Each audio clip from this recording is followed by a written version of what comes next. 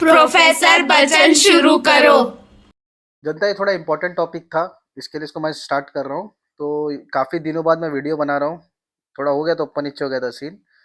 देखो स्टार्ट करता हूँ मैं फाइनल कीवर्ड वेरिएबल के साथ। तो सबसे पहले तो मैं एसओपी लगा देता हूँ। एसओपी का माना होता है system dot out dot println. ये जावा के अंदर एसओपी इसको बोलते हैं। तो मैं एक ए बना लेता हूँ और उसको मैं ए को प्रिंट करने लगा देता हूँ। देखो ए की वैल्यू क्या, एकदम सिंपल भाषा में ए की वैल्यू 10 है। तो इसको चलो कंपाइल और रन करके देखेंगे। तो कंपाइल कैसा करेंगे, जावा सी डेमो डॉट जावा। तो डेमो डॉट जावा ये मेरा देखो यहाँ पे प्रॉपर्ली कंपाइल हो गया। अब मैं रन करूंगा तो देखो मेरे को 10 आउटपुट आ रहा है।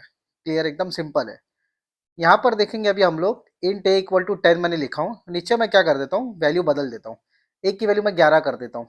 मतलब अभी मैं अगर ए को प्रिंट करूँ तो मेरे को आउटपुट में क्या आना चाहिए, 11 आना चाहिए। देखो 11 आ गया है। सिंपल सा फंडा है ये। यहाँ पे मेरे को वैल्यू इनिशियलाइज मतलब वैल्यू चेंज करके दे रहा है। अगर मैं यहाँ पे लगा देता हूँ फाइनल, फाइनल लगा देता हूँ। अब ऊपर लिखा है ए की वैल्यू 10। तो अभी देखते हैं इसको रन करके काम कर रहा है कि नहीं कर रहा है। तो देखो यहाँ पे ए की वैल्यू मैंने 10 किया तो ये प्रिंट किया, बराबर हो गया। अब मैं यहाँ पे क्या किया, ए की वैल्यू 11 कर दिया। तो देखो यहाँ पे मुझे एरर दे रहा है, बोल रहा है कि भाई देखो एक बार फिर से कंपाइल करके दिखा रहा हूँ। देखो यहाँ पे मुझे एरर दे रहा है, बोला कि भाई फाइनल वैल्यू को एक बार तुमने असाइन कर चुके हो, दोबारा फिर से वैल्यू देने की जरूरत नहीं है।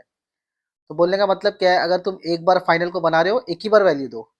अगर तुम दूसरी बार दोगे तो ये क्या कर देगा, सिंपल सिंपल एरर कर देगा। समझ में आया। तो एक काम करते हैं, देखो मैंने ए को बनाया, नीचे मैंने दे दिया ए इक्वल टू 11, 11 मैंने दे दिया। अब देखते हैं कंपाइल हो रहा है क्या। तो या तो कोई पहली बार मैं वैल्यू दे रहा हूँ इसको तो ये कंपाइल प्रॉपर्ली होगा, रन भी होगा। समझ में आ रहा है, पहली बार वैल्यू देना। अब नीचे अगर मैं इसके चेंजेस करूंगा, 11 एक 11 की जगह 12, 12 की जगह 13 ऐसा कुछ करूंगा तो मुझे ये एरर दे देगा। तो एक और बात दिखा देता हूँ तुमको। देखो अगर एक को मैं 13 कर दिया तो ये मेरे को क्या दे देगा, एरर दे देगा। क्यों, फिर से मैं इसको क्या कर रहा हूँ, कंपाइल, फिर से मैं इसको वैल्यू दे चेंज करके दे रहा हूँ।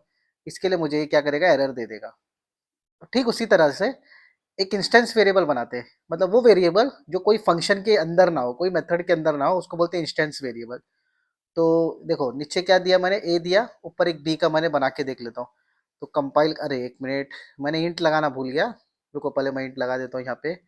फाइनल बी नहीं आएगा, फाइनल के पहले क्या आएगा, इंट आएगा, बी इक्वल टू 20। तो देखो यहाँ पे कंपाइल के टाइम क्या हो जाएगा। अच्छा देखो ये मेरा स्टैटिक था, अभी थोड़ा सा चेंजेस कर देता हूँ मैं तुम लोग को। यहाँ पे एक ऑब्जेक्ट लगेगा, ऑब्जेक्ट नहीं भी लगा तो इसको स्टैटिक करना पड़ेगा, दो में एक काम करना पड़ेगा। तो देखो इंस्टेंस वेरिएबल को अंदर एक्सेस करने के लिए स्टैटिक मेथड के अंदर एक्सेस, अभी वॉइड मेन कौन सा, स्टैटिक है ना। तो स्टैटिक मेथड के अंदर इंस्टेंस वेरिएबल को बुलाते हैं तो हमको उसको क्या करना पड़ेगा, ऑब्जेक्ट से बुलाना पड़ेगा। तो डी डॉट बी किया मैंने। देखो ए का मुझे एरर आ रहा है क्योंकि ए को मैंने देखो दो बार यहाँ पे वैल्यू दिया। तो पहले इसको हटा देता हूँ मैं यहाँ से। अभी देखो demo d equal to new demo मैंने लिखा था जो, उससे मेरे को यहाँ पे एरर सॉल्व हो जाएगा। अब देखो कंपाइल भी हो गया, रन भी हो गया। देखो बी सारा मतलब इंस्टेंस वेरिएबल का डिटेल यहाँ के अंदर आ रहा है। ये क्यों ऐसा हो रहा है, क्योंकि मैं ऑब्जेक्ट के थ्रू बुला रहा हूँ, क्योंकि ये नॉन स्टैटिक वेरिएबल है। सेम उसी तरह मैं यहाँ पे अगर इसको ऐसा कर दूँ तो मुझे देखो ये एरर दे देगा, क्योंकि मैं अलग लाइन में कर रहा हूँ। यहाँ पे मुझे क्या लगेगा, कंस्ट्रक्टर लगेगा। तो एक ऐसा बेसिक कंस्ट्रक्टर मैं बना के दिखा रहा हूँ। हालांकि ऐसा कुछ रिक्वायरमेंट नहीं, बस तुमको ये समझाना है कि फाइनल का वैल्यू हम लोग बदल नहीं सकते। तुम ये कोड से बस सिंपली ये समझ जाओ। देखो एरर हट गया। तो ये बहुत सिंपल सा था।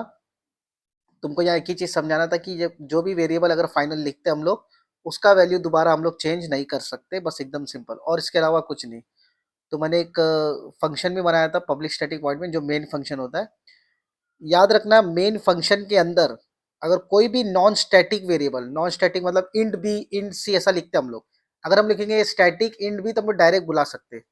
लेकिन हम लोग इंट बी इंट सी ऐसा कुछ भी ऐसा आड़ा टेढ़ा लिखेंगे ना, तो हमको ना इसका ऑब्जेक्ट के थ्रू ही बुलाना पड़ेगा। जैसा a dot d dot a d dot b d dot c ऐसा करके। समझ में आया, इसके लिए वो एरर फेंकेगा। तो ध्यान से करना, फाइनल वेरिएबल जो हम लोग बनाते हैं उसका वैल्यू हम लोग री इनिशलाइज नहीं कर सकते। इसलिए चैनल को लाइक शेयर सब्सक्राइब करना मत भूलना। फटक दिनेसी।